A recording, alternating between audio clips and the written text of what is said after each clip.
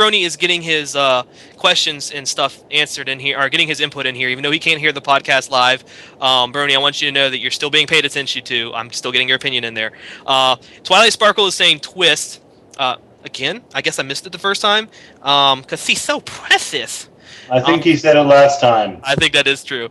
Lyra, if anyone noticed in Winter Wrap-Up, Lyra bouncing in the background as they were giving out, orders and stuff. That right there sealed it for me how cool Lyra was. She was just out there, wee, and kind of bounces back on the idea that she's a slob. I've always thought of Lyra as like a really lazy pony, but maybe she's just drinking an energy drink. Who knows? A Red Bull. Maybe it gave her wings, which would make her an alicorn. She's not surprised. Yeah. Anybody else want to put some input in before we move on to season 2 discussion? Speak now or forever hold your pieces. I'm going to give you a countdown. 5, 4, 3, 2. I see a lot of people typing out there. These little pencils moving in Skype. I think a lot of them are just random clicks and just left them. Oh, possible. Everybody hit backspace. Clear it out. No? All right. Anyway, we're going to move on to Season 2. All right. Season 2, Episode 1 finally aired tonight. And I say finally, even though it wasn't really that long a wait, if you really think about the length of things, of how long, between seasons of shows there are. Season 2 happened, I'd say, pretty soon after Season 1 ended, as far as normal TV shows take forever. I'm being asked a question. I want to bring this up before we get into Season 2. Do I think Celestia's voice changed in Season 2?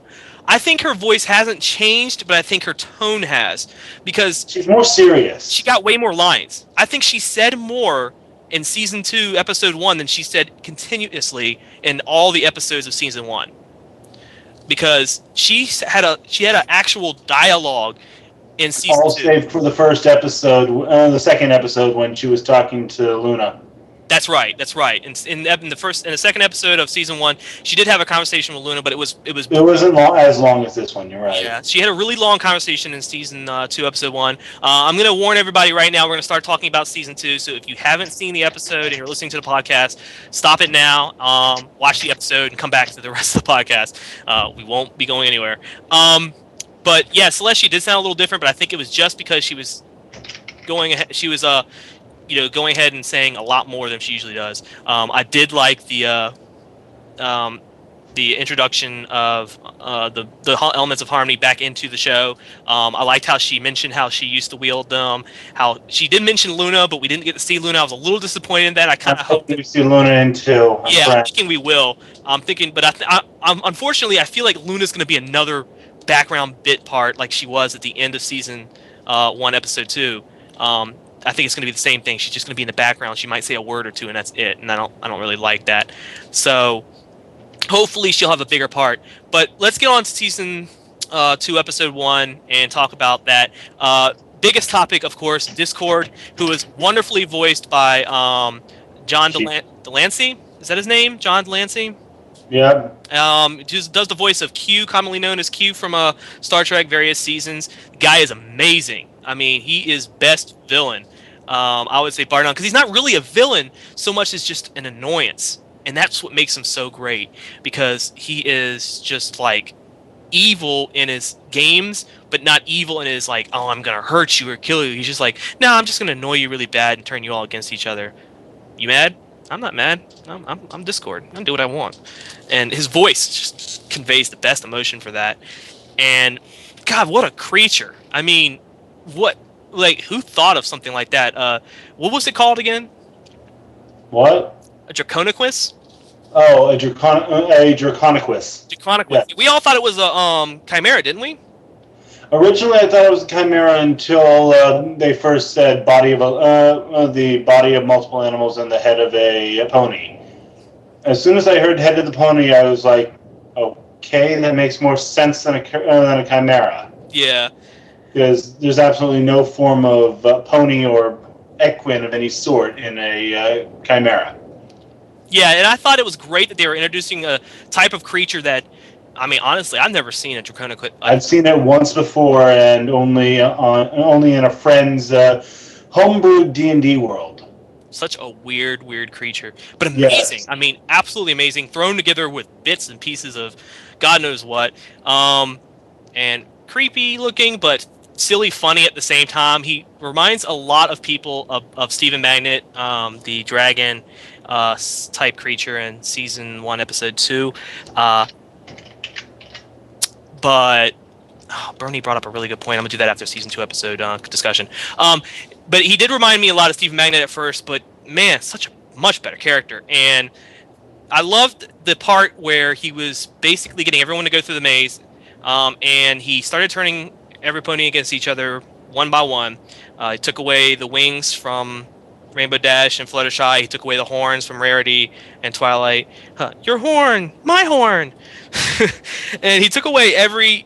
He basically set these rules that you got to do this shit manually, or you're not going to get my game done. And so he made everybody go out there and do the game, and everyone got faced with a challenge specifically to themselves. That Oh, Twilight. hmm?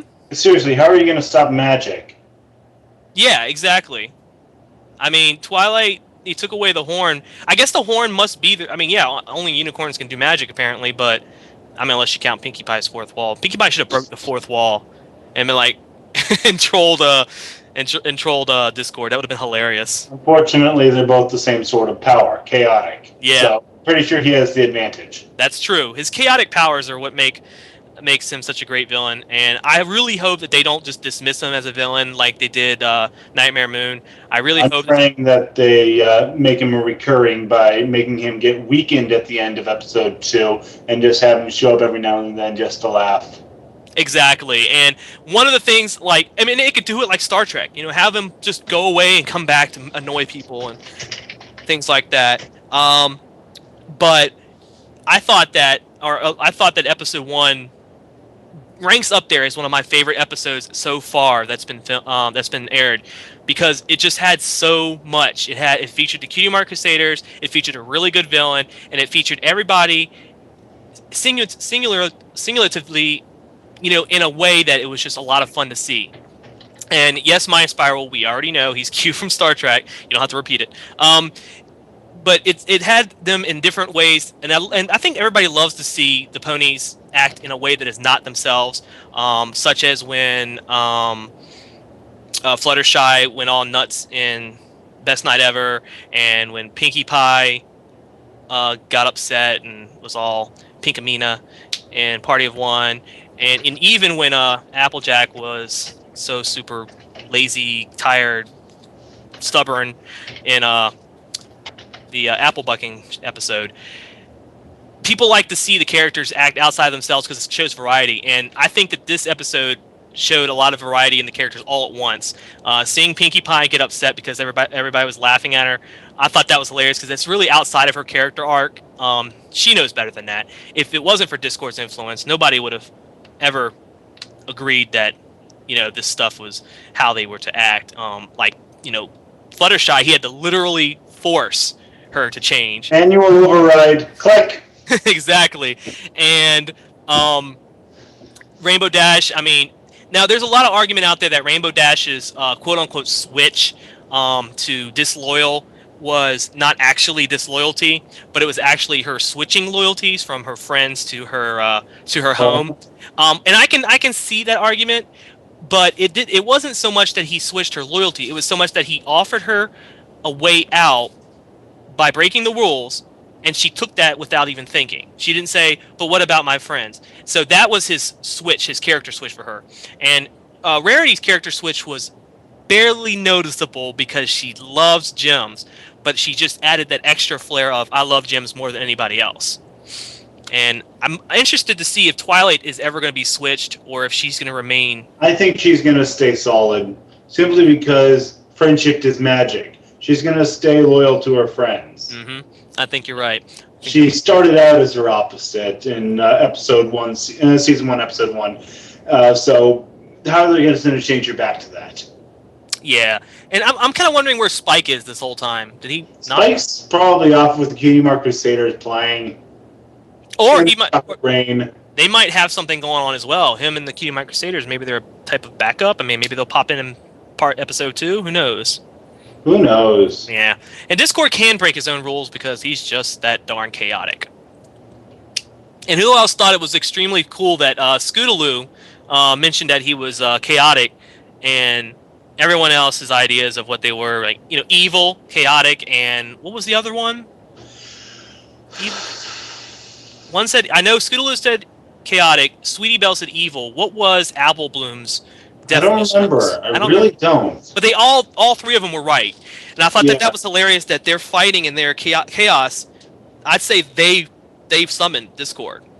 Either that or Still say what I put on the forums. Celestia's just trolling them all. she let Discord out of the prison just to have a little bit of fun. So did you learn a lesson here, Twilight Sparkle? What do you mean lesson? Yeah, you're a jerk. Stop trolling us, Celestia. Stop. Jeez, we get the point. You can do stuff.